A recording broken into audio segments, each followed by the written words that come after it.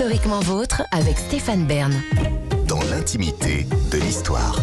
Tous les jours dès 16h, vous le savez maintenant, Historiquement Vôtre vous raconte l'histoire sans se la raconter avec Jean-Luc Lemoine.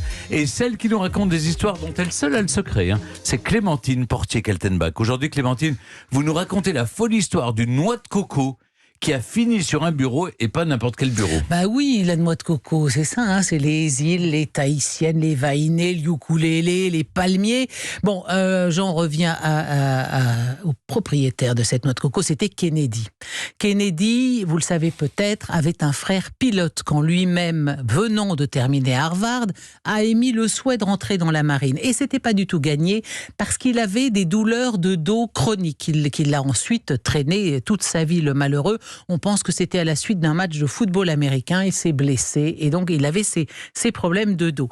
Mais comme son papa, le monsieur Kennedy Senior, était alors ambassadeur des États-Unis en Grande-Bretagne, il a, si l'on peut dire, pistonné auprès du directeur du renseignement naval et Kennedy a pu rentrer dans la marine. Il devient enseigne, puis lieutenant.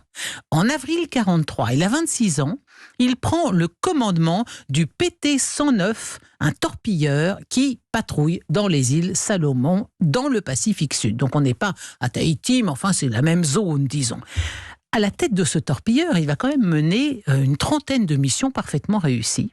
Mais le 2 août 1943, lors d'une patrouille de nuit, un destroyer naval japonais touche son bateau de plein fouet. Alors, 2 marins sont tués lors de l'impact, mais il reste 10 membres d'équipage qui survivent et qui s'agrippent à des morceaux flottants de l'épave. Mais ils se retrouvent au milieu de l'océan.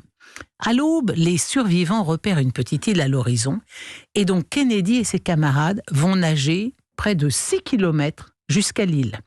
Il y a deux des marins, et c'est souvent le cas, parfois des marins chevronnés dans l'histoire qui ne savent même pas nager.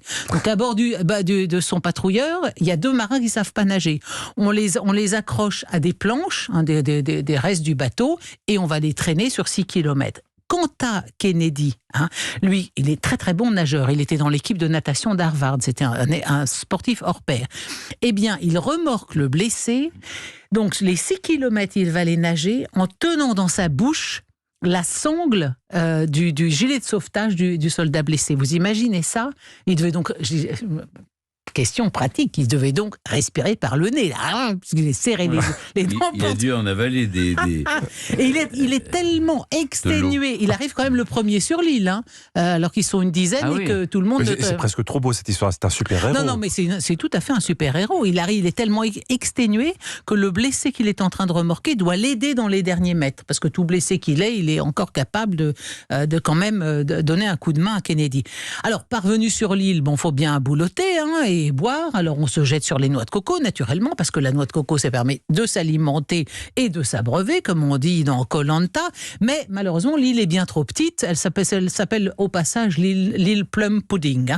Elle sera débaptisée Kennedy par la suite. Alors, mais l'île est beaucoup trop petite pour qu'on puisse imaginer que des secours vont s'y arrêter. Donc Kennedy se porte volontaire pour repartir et tenter de gagner une île plus grande et tenter d'y trouver des autochtones. Et il faut être particulièrement prudent, parce qu'il y a quand même des destroyers japonais qui patrouillent dans la zone. Le 5 août, en cherchant de l'eau, son camarade et lui tombent sur des habitants des îles Salomon, Kumana et Gaza, qui sont en train de récupérer des provisions sur un navire japonais échoué. Par chance, ce sont des sympathisants américains. Alors, avant de retourner sur l'île précédente, Kennedy grave un message sur une noix de coco et il la confie, cette noix de coco, à Kumana et Gaza. C'est une noix de coco, naturellement, dont le message est destiné à la base américaine la plus proche. Le message est le suivant: nous sommes sur l'île Noiro. Les natifs connaissent notre position exacte et peuvent vous y conduire. 11 survivants. Nous avons besoin d'un petit bateau, signé Kennedy. Alors, Kumana... Elle faisait quelle taille cette noix de coco? Parce qu'il y a beaucoup de textes. Je vais vous la montrer. Soyez pas impatients. Je vais vous montrer la noix de coco. Elle faisait la taille d'une noix de coco. Enfin bon. Alors, Kumana et Gaza... Il écrivait avec quoi? Il a gravé Avec ses dents. avec un canif, avec une pierre, avec un coquillage, avec ce que vous voulez. Au péril de avec du corail, voilà. C'est coupant ça. Au péril de leur vie, Kumana et Gaza, munis de la noix de coco, pagaillent quand même presque 60 km jusqu'à une île où stationne un observateur côtier australien. Donc 6 jours après avoir été coulé, Kennedy et ses soldats sont secourus. Kennedy reçoit le Purple Heart, le cœur violet, qui est la décoration destinée aux soldats blessés ou tués en opération, et la médaille de la Navale et des Marines, décernée pour les actions d'éclat. Mais aussi précieuses que peuvent être ces médailles, la moitié de la noix de coco sur laquelle il a gravé le fameux message, eh bien cette moitié, il l'a conservée et il l'a fait inclure dans de la résine, il l'a transformée en presse-papier et il l'a gardée toute sa vie. Donc si vous voyez des photos officielles du bureau ovale pendant la présidence de Kennedy, on voit la fameuse noix de coco. Et je vous rassure, parce que je vous sens captivés tous les deux, messieurs, vous pouvez à tout moment aller voir vous-même la fameuse noix de coco à la bibliothèque et au musée présidentiel Kennedy à Boston. Et sachez que le 8 août dernier, à l'occasion des 80 ans de la bataille de Guadalcanal, naturellement je suppose que vous n'avez pas manqué l'événement, eh bien Caroline Kennedy, la fille de JFK, ambassadrice des États-Unis en Australie, a rencontré les enfants de Kumana et Gaza. Et qu'est-ce qu'elle leur a donné ? Eh bien, elle leur a offert à chacun une réplique de du célèbre presse-papier de son père contenant la plus célèbre noix de coco au monde.